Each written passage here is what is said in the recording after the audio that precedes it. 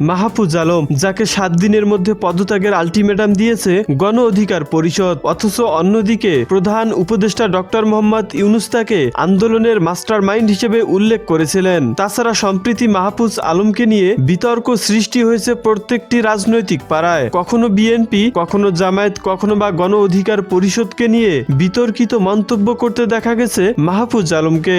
মাহফুজ আলমের বর্তমান বয়স 30 বছর। তার ডাকনাম আব্দুল্লাহ। তিনি অন্তর্বর্তীকালীন সরকারের প্রধান উপদেষ্টা ডক্টর মোহাম্মদ ইউনূসের বিশেষ সহকারী। মাহফুজ আলমের রাজনৈতিক দল গণতান্ত্রিক ছাত্র শক্তি। তিনি লিয়াজু কমিটির অন্যতম সমন্বয়ক। মাহফুজ এইচএসসি পর্যন্ত মাদ্রাসায় পড়াশোনা করেছেন। তার জন্ম 1995 সালের 31শে জানুয়ারি লক্ষ্মীপুর জেলার রামগঞ্জ উপজেলার ইসাপুর গ্রামে। 24-এর গণ অভ্যুত্থান আন্দোলনের এবং শেখ হাসিনা হটানো এক দফা আন্দোলনের অন্যতম মাস্টারমাইন্ড মাহফুজ আলম সম্পর্কে আপনার যে কোনো মন্তব্য কমেন্ট